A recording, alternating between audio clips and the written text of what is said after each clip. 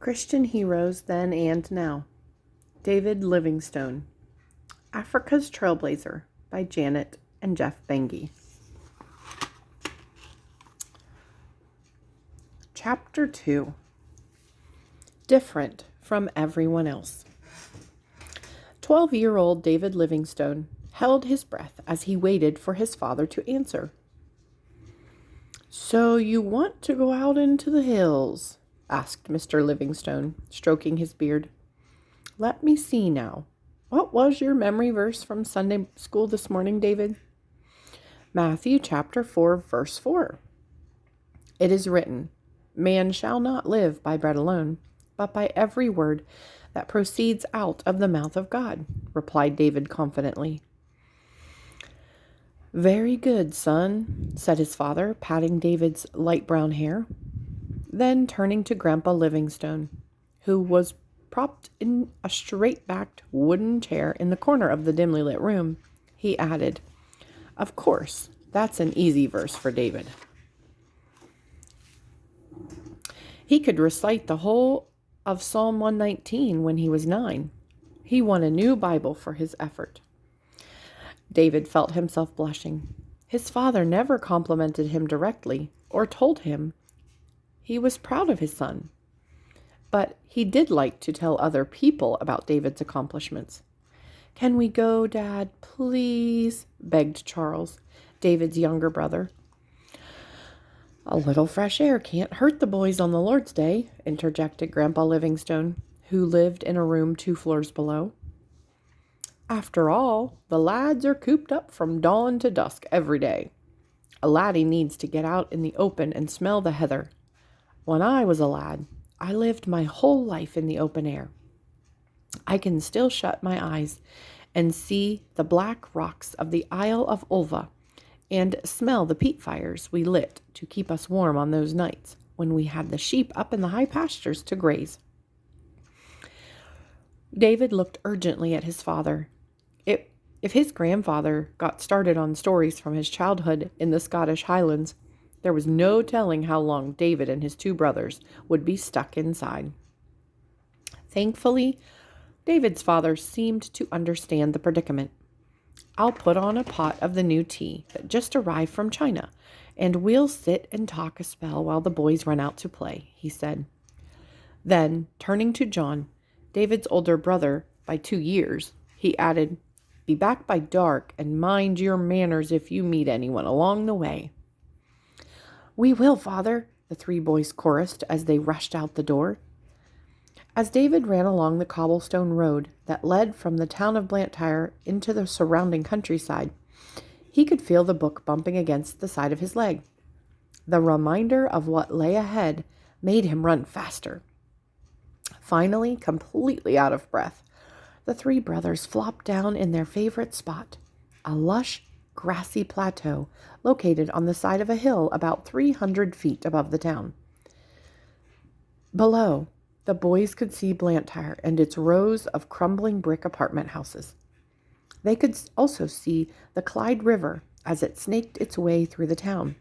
And since it was such a clear day, the city of Glasgow was visible 8 miles off in the distance. "Look, I can see Shuttle Row. Which one is our room?" asked Charles, plunking himself down beside David. "Our room is on the other side of the mill," replied David, looking at the gloomy row of brick tenements that flanked the huge cotton mill. The 3 boys sat side by side for a few minutes, taking in the view. It always fascinated David to be up high looking down at the world. "Let's run some more," said Charles, interrupting David's thoughts. "Not right now," replied David, untying the string he had wound around the bottom of his trouser leg and carefully extracting the book from inside his pants.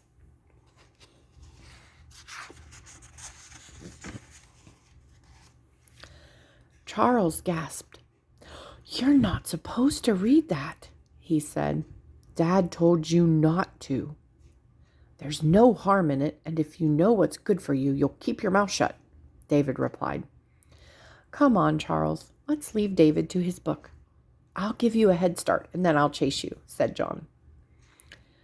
The two boys ran off farther up the hill while David rolled onto his belly in the soft grass and opened Culpepper's Herbal. The book contained row after row of drawings of plants.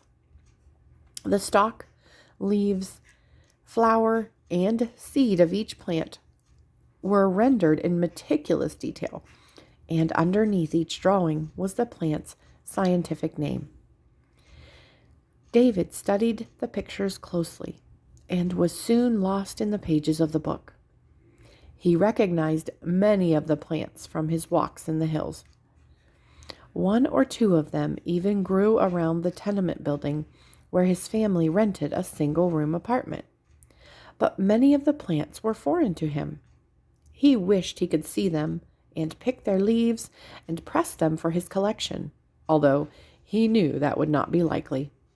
Indeed, it was unlikely he'd ever go farther afield than a mile or two from the place where he had been born and raised. Few people ever did. In fact, David had never even been to Glasgow. Once, when David asked to be taken there for a visit, his father had simply asked why he would want to go to a smoky, miserable city like that. His father didn't seem to share David's urge to see things for the sake of seeing them. But then, neither could his father understand why reading a botany book was so important. So important to David that he was willing to risk being punished for disobeying his father's express instruction not to read such a book.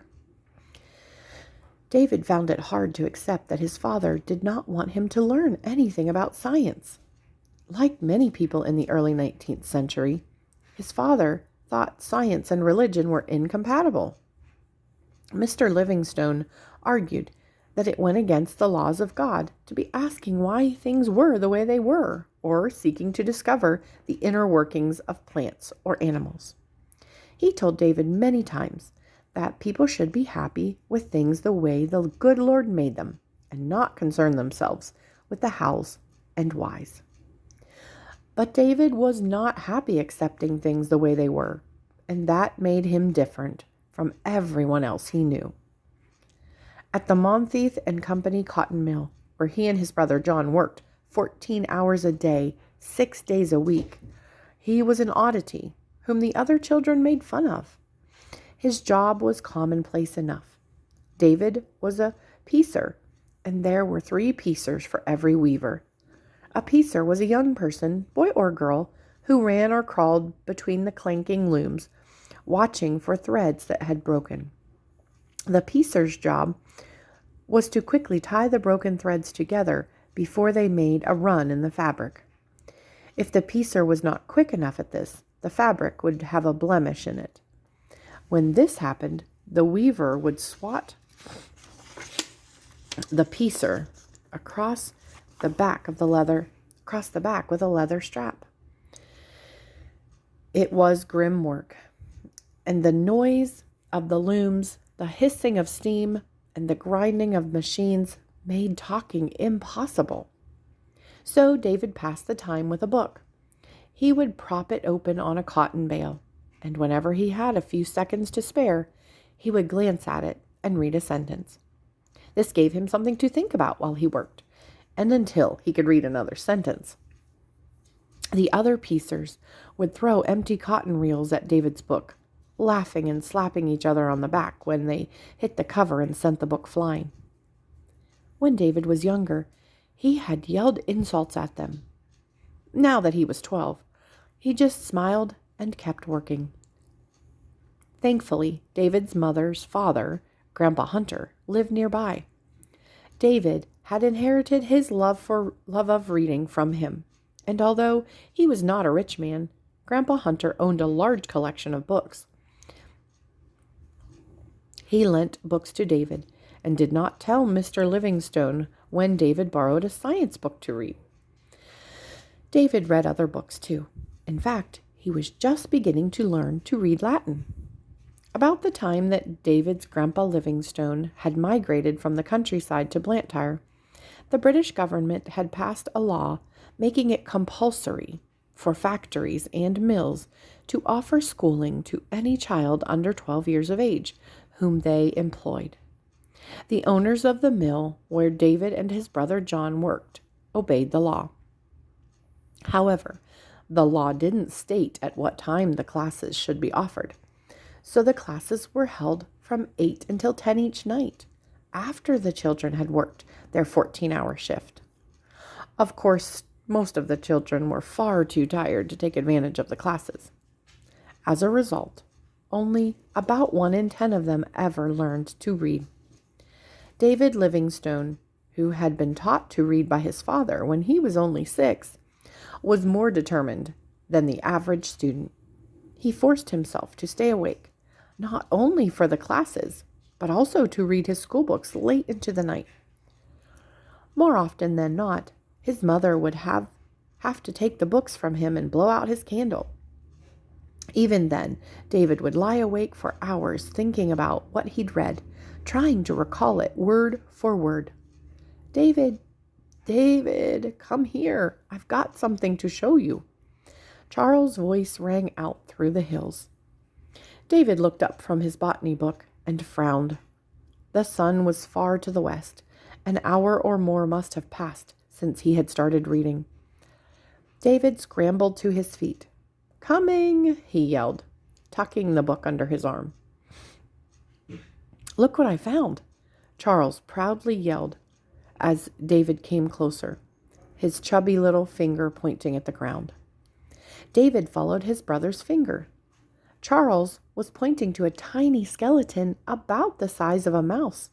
"What is it?" Charles asked. "I don't know yet," replied David, bending down for a closer look. "Let's see. Is it a bird or an animal?" he asked, turning to his little brother. Charles shrugged. "How can we tell?" he inquired. "Well," said David, "let's think of something a bird has that, say, a mouse doesn't. Then we'll look and see if those bones are there." "Wings!" Charles shot back proudly.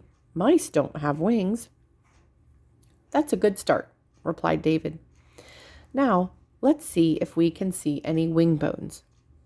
The 3 boys examined the skeleton and came to the conclusion that indeed it did have wing bones, and so must be the skeleton of a small bird, though David could not tell exactly what kind of bird.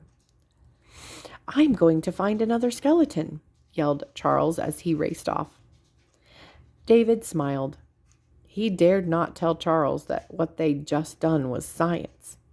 There was so much science to be done in the world, and it seemed a great pity to David that it was so unchristian to think about it and pursue it.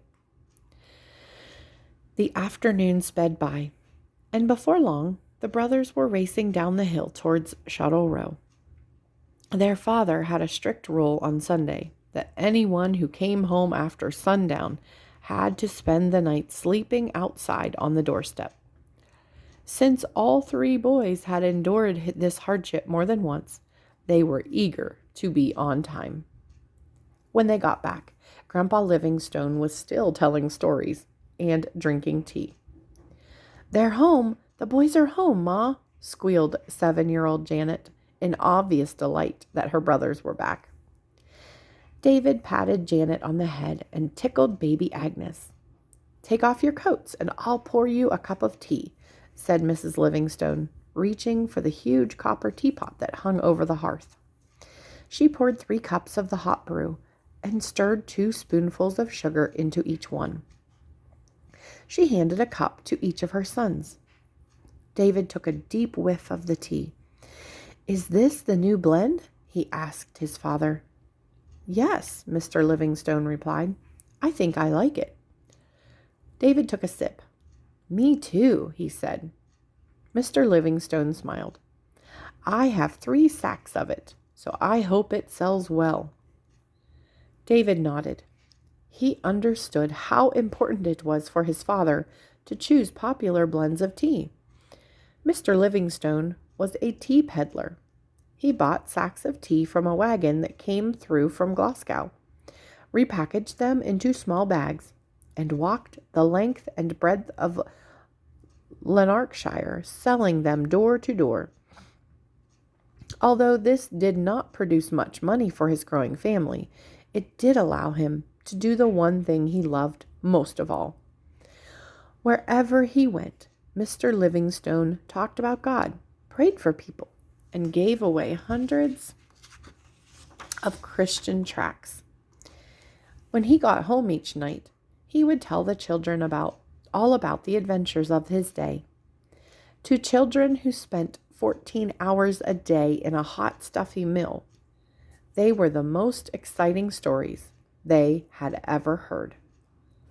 The following morning, David rose with the rest of the family at 5 o'clock. The single room they all shared made it impossible for anyone to sleep late. It was the start of another long week at the mill.